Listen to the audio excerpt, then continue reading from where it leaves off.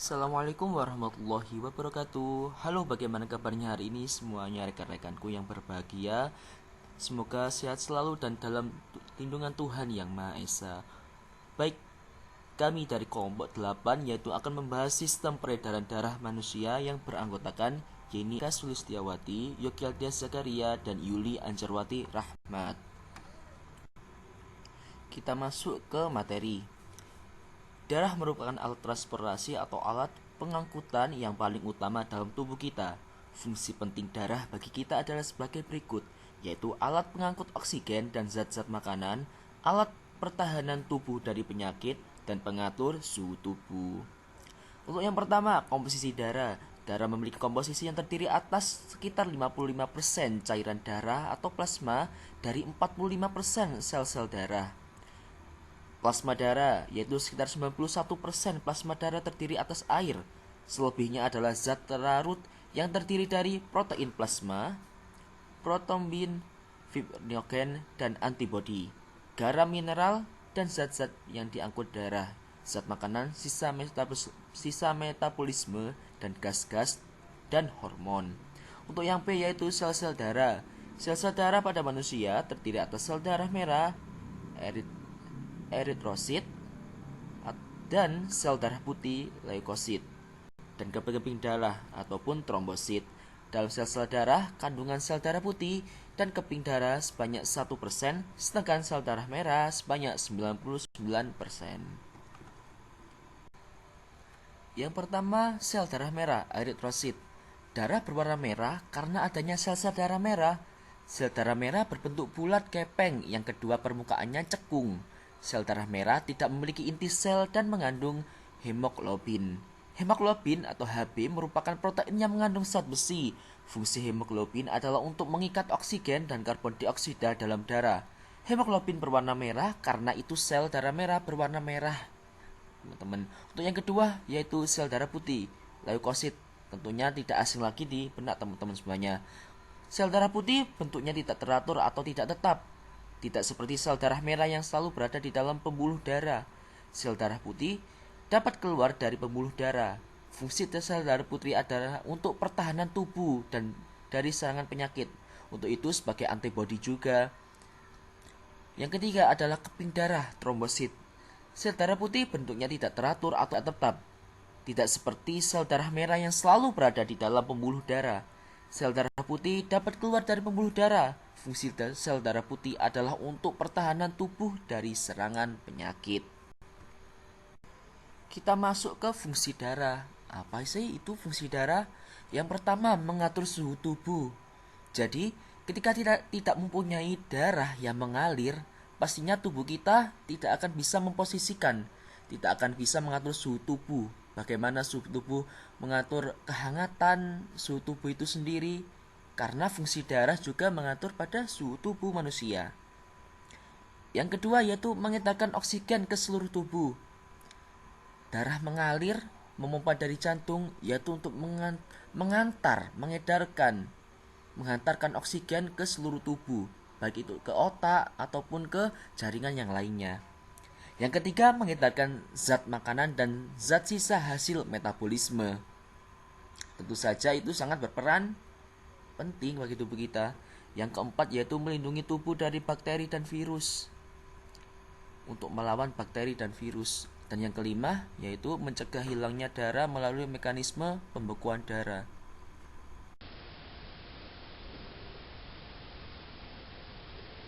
Golongan darah. Salah satu sistem penggolongan darah yang banyak digunakan adalah sistem ABO. Berdasarkan sistem ini, darah dikelompokkan menjadi 4 golongan, yaitu golongan darah A, B, AB, dan O. Dasar penggolongan darah sistem ABO adalah keberadaan aglutinogen pada permukaan sel darah merah. Golongan darah AB merupakan golongan darah yang dapat menerima transfusi dari golongan darah lain. Oleh karena itu, golongan darah AB disebut dengan resipien universal atau penerima. Sebaliknya, golongan darah O dapat menjadi donor pemberi. Untuk semua golongan darah atau golongan darah O disebut sebagai universal. Tahap peredaran darah dan fungsinya. Jantung. Jantung terletak di dalam rongga dada sebelah kiri.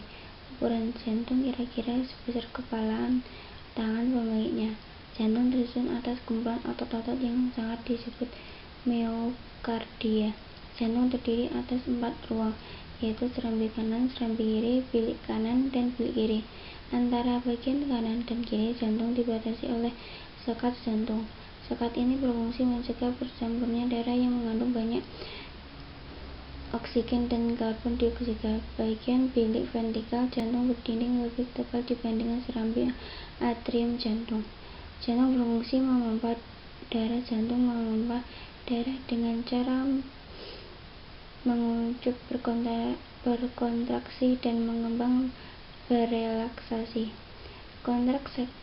Kontraksi dan relaksasi pada jantung mengakibatkan terjadinya denyut jantung atau denyut nadi.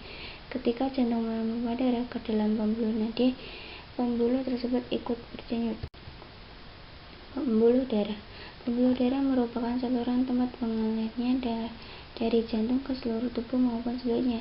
Ada 2 macam pembuluh darah, yaitu pembuluh nadi atau arteri dan pembuluh baik vena. Pembuluh darah arteri. Pembuluh adalah salah satu jenis pembuluh darah berotot yang membawa darah itu dari jantung. Fungsi utama dari arteri adalah mengantarkan oksigen serta nutrisi itu ke seluruh tubuh. Arteri ini memiliki dinding yang tebal, kuat, serta elastis guna membantu menjalankan fungsinya. Arteri di dalam tubuh manusia itu memiliki beragam ukuran yang bervariasi. Pembuluh balik atau vena.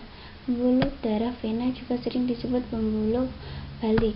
Pembuluh vena berfungsi mengalirkan darah masuk ke dalam jantung. Darah yang diangkut dalam pembuluh darah vena adalah darah yang mengandung oksigen rendah atau tinggi karbon dioksida, kecuali pada pembuluh vena yang asalnya dari paru-paru.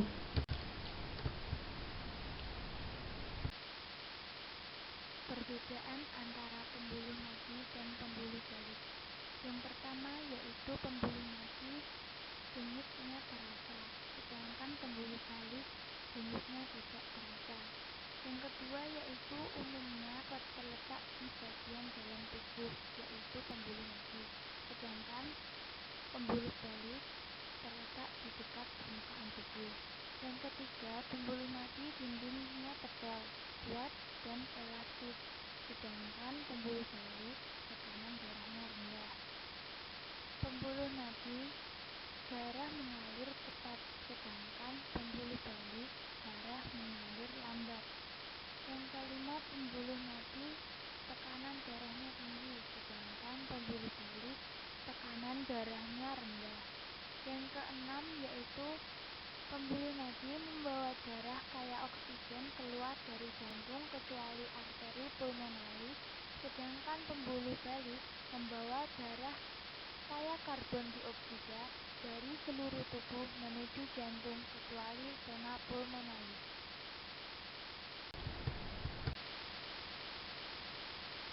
Peredaran darah manusia dibedakan menjadi peredaran darah kecil dan peredaran darah besar. Yang pertama yaitu peredaran darah kecil. Peredaran darah kecil yaitu peredaran darah yang mengalirkan darah dari jantung ke paru-paru dan kembali lagi ke jantung. Darah yang mengandung banyak karbon dioksida mengalir dari bilik kanan ke paru-paru melalui arteri pulmonalis. Dalam paru-paru terjadi pertukaran gas karbon dioksida dengan oksigen. Selanjutnya, darah yang mengandung banyak oksigen kembali ke jantung melalui vena pulmonalis ke serambi kiri. Yang kedua yaitu peredaran darah besar. Peredaran darah besar adalah peredaran darah yang mengalirkan darah dari jantung ke seluruh tubuh dan kembali lagi ke jantung. Darah yang mengandung banyak oksigen mengalir dari bilik kiri ke seluruh tubuh melalui aorta. Selanjutnya, terjadi pertukaran antara karbon dioksida dengan oksigen di seluruh tubuh. Darah yang mengandung banyak karbon dioksida kembali ke jantung melalui vena cava. proses serambi tangan. Sekian dan terima kasih. Wassalamualaikum